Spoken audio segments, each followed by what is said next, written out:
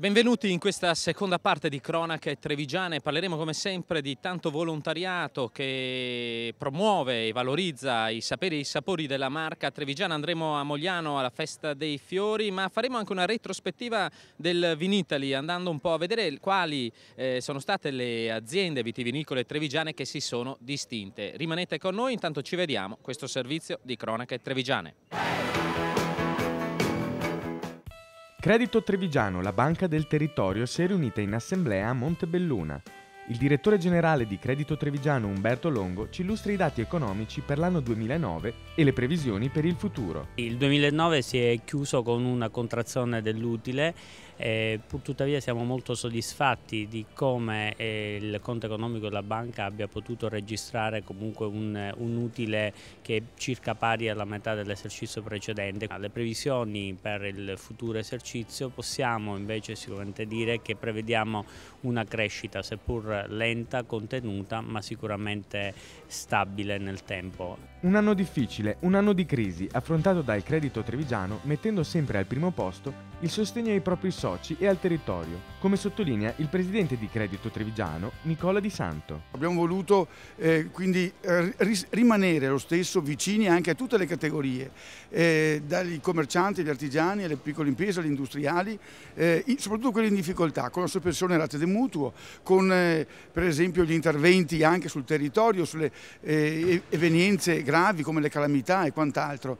Quindi vicini veramente alle famiglie con interventi concreti. Noi abbiamo fatto oltre 700 interventi, spendiamo quasi 2 milioni di euro tra socialità e mutualità e quindi sicuramente se vediamo qual è il risultato economico e cos'è l'intervento della banca che ritiene di mantenerlo, seppure proporzionandolo al momento, ma di continuare a insistere che sostenere le attività ricreative, sportive, educative, culturali sia una risorsa per il territorio e quindi un investimento. Credito Trevigiano, una banca amica del proprio territorio. Un esempio è la futura costruzione dell'asilo nido La Tartaruga a Vedelago, un progetto sostenuto assieme all'Onlus Opera Immacolata Concezione di Padova, un prezioso servizio per i soci del Credito Trevigiano e per tutta la comunità. Sentiamo il direttore generale dell'Opera Immacolata Concezione, Ernesto Burattin. Costruiremo un asilo nido proprio a forma di tartaruga.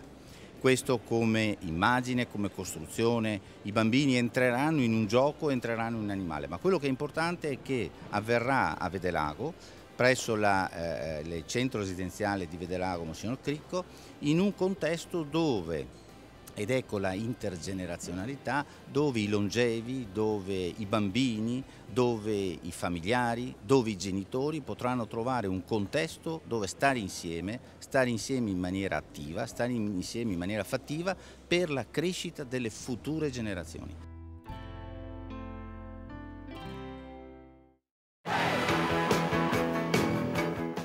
44esimo Vinitaly all'insegna dell'innovazione e della ricerca di gusti e profumi tradizionali per 4 aziende trevigiane che operano nel mondo dei vini e dei distillati.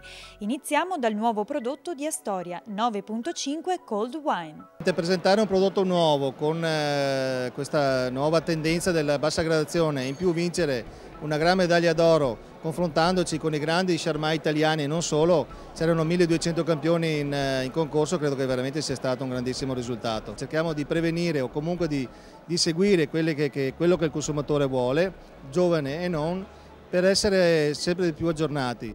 E per un'azienda che cerca di avvicinarsi ai giovani con leggerezza, ce n'è un'altra che ha messo il vino in musica, ideando un premio speciale dedicato proprio a loro. È la Canevel Spumanti.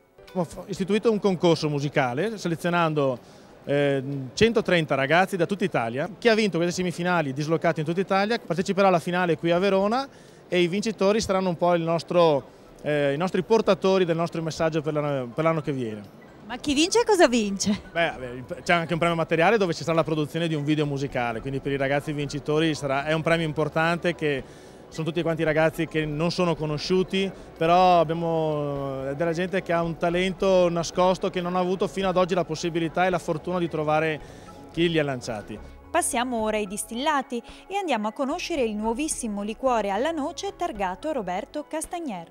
Io ho un altro stabilimento a Mercato San Severino dove ho voluto riproporre un po' l'arte, diciamo, del liquore campano e ho presentato per la prima volta un liquore alla noce, si chiama un Ucillo, 3 anni di studio anche lì, e siamo andati a riprendere la tradizione campana proprio dell'infusione del mallo di noce attraverso poi la produzione di acquaviti campane che ho fatto lì attraverso uno stabilimento, appena nato, appena premiato. E anche la Bonaventura Maschio fa un nuovo passo in avanti nella ricerca dei gusti di un tempo, proponendo Pratum, un nuovissimo amaro alle erbe. È la natura così com'è, senza contaminazioni dall'uomo, che ci dà la materia prima per questo amaro. Sono alla fine solo 7 erbe che noi prendiamo dallo sfalcio di questo prato, che danno proprio l'anima del prodotto.